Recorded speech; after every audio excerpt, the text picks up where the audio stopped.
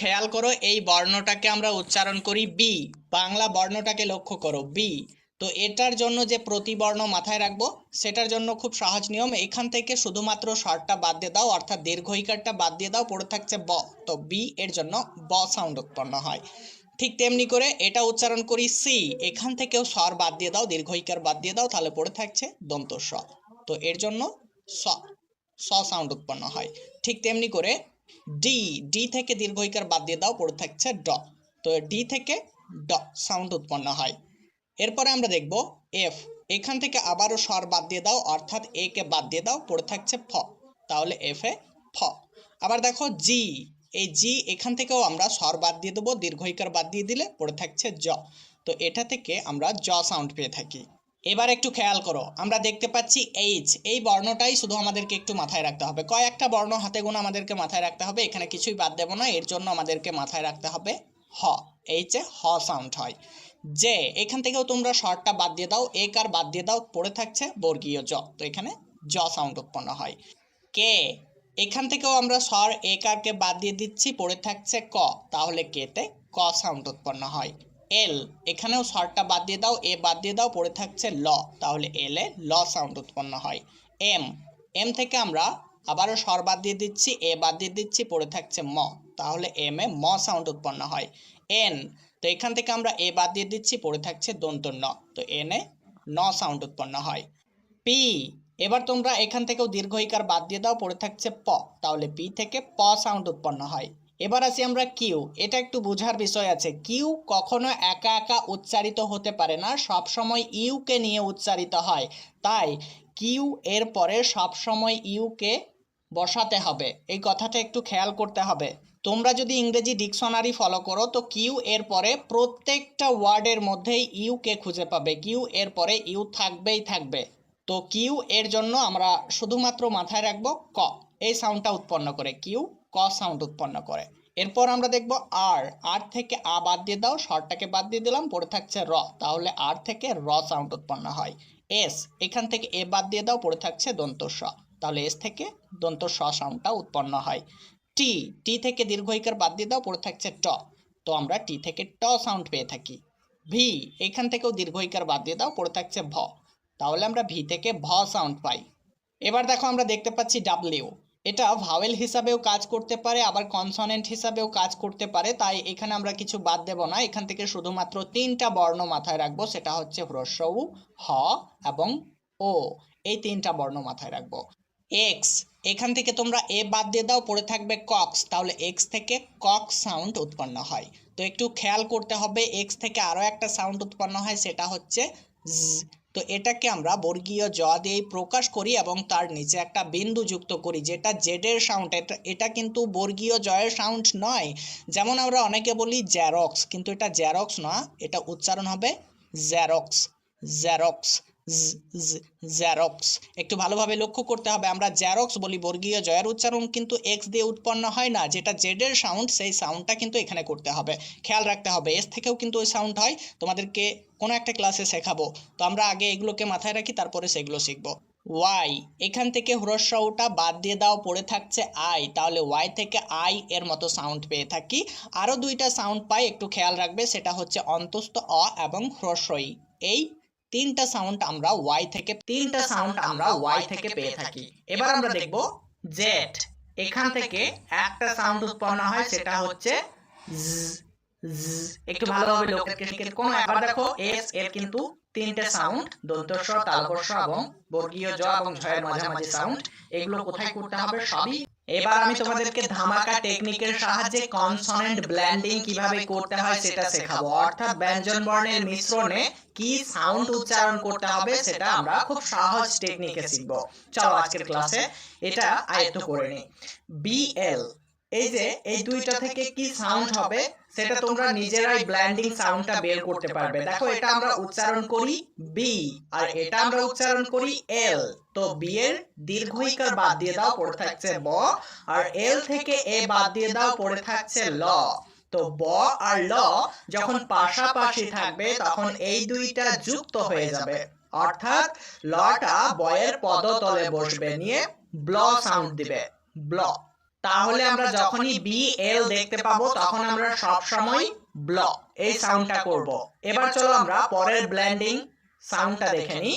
C L, এটা একটু বোঝার বিষয় আছে। দেখো এটা আমরা উচ্চারণ করি সি আর এটা আমরা উচ্চারণ করি এল। তো সি থেকে দীর্ঘ ইকার বাদ দিচ্ছি, পড়ে থাকছে স সাউন্ড, আর এল থেকে এ বাদ দিয়ে দিচ্ছি, পড়ে থাকছে ল।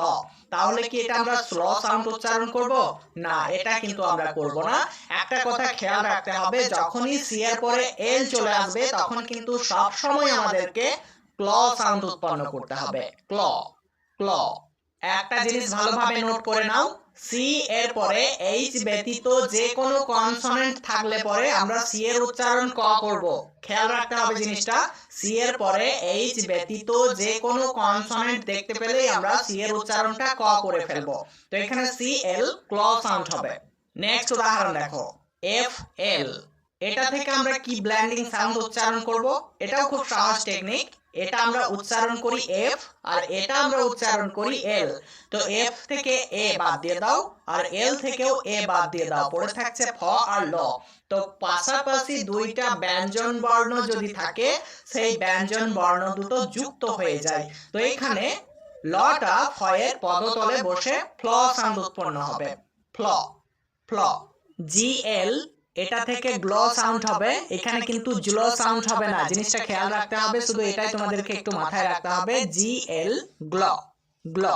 পি এল, এটা থেকেও খুব সহজে আমরা উচ্চারণটা বের করতে পারবো। এটা উচ্চারণ করি পি, এটা উচ্চারণ করি এল। তো পি থেকে দীর্ঘ ইকার বাদ দিয়ে দাও, পড়ে থাকবে প। এল থেকে এ বাদ দিয়ে দাও, পড়ে থাকবে ল। তো প ল পাশাপাশি রয়েছে, সেই জন্য লটা প এর পদতলে বসে যুক্ত হয়ে যাবে, এখানে প্ল সাউন্ড উচ্চারণ হবে। প্ল। এস এল, এটা থেকেও খুব সহজে আমরা উচ্চারণ বের করতে পারবো। এস থেকে এ বাদ দিয়ে দাও আর এল থেকে এ বাদ দিয়ে দাও, পড়ে থাকছে দন্ত স আর ল। তো এই দুইটা যুক্ত হয়ে গিয়ে স্লো সাউন্ড উচ্চারণ হবে। স্লো। ইংরেজি রিডিং শেখার জন্য তোমাদেরকে এই কনসোনেন্টের ব্লেন্ডিং সাউন্ডগুলোকে খুব ভালোভাবে আয়ত্ত করতে হবে।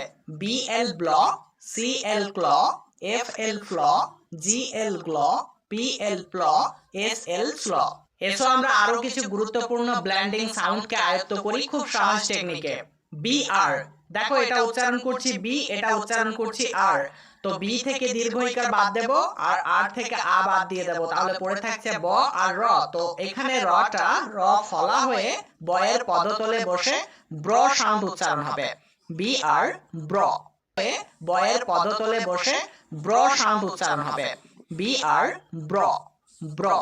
নেক্সট সি আর, একটু খেয়াল করো, একটু আগেই বললাম সি এর পরে যদি এইচ ব্যতীত অন্য কোনো কনসোনেন্ট দেখতে পাই তাহলে সি এর উচ্চারণ হয়ে যাবে ক। তো এখানে সি আর এর উচ্চারণটা হয়ে যাবে ক এর মতো ক্র ক্র। এখানে কিন্তু স্র সাউন্ড উচ্চারণ হবে না, ক্র। এই জিনিসটা খেয়াল করতে হবে।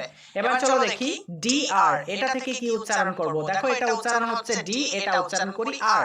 তো ডি থেকে দীর্ঘ ইকার বাদ দিচ্ছি আর আর থেকে আ বাদ দিচ্ছি, পড়ে থাকছে ড আর র। তো রটা ড এর নিচে র ফলা হয়ে পদতলে বসে ড্র সাউন্ড উচ্চারণ হবে। ডি আর ড্র ড্র।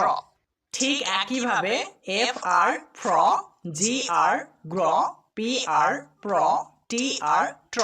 তো এবার আমরা শিখলাম বি আর ব্র, সি আর ক্র, ডি আর ড্র, এফ আর ফ্র, জি আর গ্র, পি আর প্র, টি আর ট্র। চলো আমরা আরো একটা মজার জিনিস শিখি, যেটা আজ পর্যন্ত তোমাদেরকে কেউ শেখায়নি, সেটা আজকে আমি তোমাদেরকে শেখাবো। চলো জিনিসটা শিখে নি। ক চ ট ত প, গ জ ড দ ব, ক চ ট ত প, গ জ ড দ ব। এই সূত্রটা একটু খেয়াল রাখতে হবে। চলো এবার একটা জিনিস জানবো, সেটা হচ্ছে আমরা ক যখন বলি তখন এটার জন্য একটাই বর্ণ দিয়েই প্রকাশ করতে পারবো, যেমন কে, কেতে ক। আবার দেখো ট, টতে টি দিয়ে দিলেই ট প্রকাশ হয়ে যাবে। আবার দেখো ত, ততেও টি দিয়ে দাও ত প্রকাশ হয়ে যাবে। প, পতে পি দিয়ে দাও প প্রকাশ হয়ে যাবে। এখানে শুধুমাত্র একটাই ব্যতিক্রম, সি এইচ এ চ হয়। চ কিন্তু জন্মগতভাবে সি এইচ দিয়ে প্রকাশ করতে হয়। খেয়াল করতে হবে এই চ বর্ণটা যখন আমরা প্রকাশ করতে যাব একটা বর্ণ দিয়ে প্রকাশ করতে পারবো না, সি এবং এইচ যুক্ত করতেই হবে, তবেই কিন্তু আমরা চ প্রকাশ করতে পারবো। এবার আর একটা জিনিস দেখো, যখন আমরা গ বলি তখন জি বলে দিই তাহলে গ প্রকাশ হয়ে যাবে। আবার দেখো জ যখন বলি জে বলে দাও জ জ প্রকাশ হয়ে যাবে। ড যখন বলবে ডি বলে দাও, ড প্রকাশ হয়ে যাবে। দ এটাতেও ডি বললে দ প্রকাশ হয়ে যাবে। ব এটাতে বি বলে দাও, তাহলে বটা প্রকাশ হয়ে যাবে। তাহলে আমরা এই বর্ণগুলোকে যখন প্রকাশ করতে যাচ্ছি একটা করে বর্ণ দিলেই প্রকাশ হয়ে যাচ্ছে, অর্থাৎ একটা করে বর্ণ ব্যবহার করলেই তাদের উচ্চারণটা হয়ে যাচ্ছে, তাই না? কিন্তু যখনই আমরা খ, ছ, ঠ, থ, ফ, ঘ, ঝ, ঢ, ঢ আর ভ এগুলোকে যখন আমরা ইংরেজিতে বলতে যাব তখন কিন্তু একটা বর্ণ দিয়ে লিখতে পারবো না। প্রত্যেকটার মধ্যেই কিন্তু দুইটা নাহলে তিনটা করে বর্ণ লাগাতেই হবে, তবেই কিন্তু এই বর্ণগুলোকে আমরা প্রকাশ করতে পারবো। তো এমনটা কেন হচ্ছে সেটাই তোমাদেরকে আজকের ক্লাসে ব্যাখ্যা করব। এই বাংলা বর্ণগুলোকে বলা হয় মহাপ্রাণ বর্ণ। অর্থাৎ এই বর্ণগুলো যখন আমরা উচ্চারণ করি আমাদের নিঃশ্বাসের মধ্য দিয়ে একটা হ ধ্বনি উচ্চারিত হয়। হ ধ্বনি উচ্চারিত না হলে কিন্তু এই বর্ণগুলো উচ্চারণ করাই যেত না। তোমরা ট্রাই করে দেখতে পারো। খ, যখনই আমরা খ বলবো তখন কিন্তু হ উচ্চারিত হবে। ছ, এর মধ্যেও হ আছে। ঠ, এর মধ্যেও হ আছে। প্রত্যেকটা মহাপ্রাণ বর্ণের মধ্যেই কিন্তু হকার জাতীয় নিঃশ্বাস ধ্বনি যুক্ত আছে। তো ক যোগ হ সমান খ হয়। কি বললাম? ক যোগ হ সমান খ হয়। ঠিক তেমনি করে চ যোগ হ সমান ছ হয়। ট যোগ হ সমান ঠ হয়। ত যোগ হ সমান থ হয়, আর প যোগ হ সমান ফ হয়। এবার একটু লক্ষ্য করো, আমরা একটু আগে শিখলাম ক এর জন্য কে ব্যবহার করতে হয়, আর হ এটার জন্য কিন্তু এইচ ব্যবহার করতে হয়। তো ক তে কে আর হ তে এইচ, তো এই দুইটাকে মিলিয়ে দাও তাহলে তো খ উচ্চারণ হয়ে যাবে। এই জন্যই খ এর জন্য কে এইচ ব্যবহার করতে হয়। এবার একটু লক্ষ্য করো, আমরা চ তে ch ব্যবহার করি আর হ তে h ব্যবহার করি। তো ch যখন আমরা ব্যবহার করব তখন ছ হয়ে যাবে। তো এই জন্যই আমরা ছ তে ch লিখি। ঠিক তেমনি করে দেখো, ট তে আমরা টি ব্যবহার করি আর হ তে h ব্যবহার করি। তো th মিলে ঠ হয়ে গিয়েছে। তো th এ ঠ। আবার দেখো, ত এর জন্য টি ব্যবহার করি, হ এর জন্য h ব্যবহার করি। তো th মিলে থ হয়ে গেছে। আবার দেখো, প তে পি ব্যবহার করি, হ তে এইচ ব্যবহার করি। তো পি এইচ এই দুইটা মিলে ফ সাউন্ড হয়। খুবই ইম্পর্টেন্ট সাউন্ড এটা। পি এইচ এ ফ হয়। এবার তোমরা একটু খেয়াল করো, এই বর্ণগুলো যখনই আমরা ইংরেজিতে লিখতে গিয়েছি তখন কিন্তু একটা বর্ণ দিয়ে লিখতে পারি নাই, আমাদেরকে হয় দুইটা বর্ণ নিতে হয়েছে নাহলে তিনটা বর্ণ নিতে হয়েছে, তাই না? তো এই জিনিসটা একটু খেয়াল করতে হবে। ঠিক তেমনি করে ঘ, ঝ, ঢ, ঢ, ভ এই বর্ণগুলোকে আয়ত্ত করে নিই। এগুলোর মধ্যে কিন্তু হ ধ্বনি যুক্ত আছে। তো ঘতে হয় GH, ঝতে হয় JH, ঢতে হয় DH, ধতেও হয় DH আর ভতে হয় BH। এখানে তোমাদেরকে বোঝানোর একটাই উদ্দেশ্য ছিল যে BH এ ভ হয়, CH এ চ হয়, DH এ ধ হয়, GH এ ঘ হয়, KH এ খ হয়, TH এ থ বা দ দুইটাই হয়, SH এ তালব্য শ হয়, PH এ ফ হয় আর WH এটাতে হ হয়। ইংরেজি রিডিং শেখার জন্য এই সাউন্ডগুলো খুবই গুরুত্বপূর্ণ।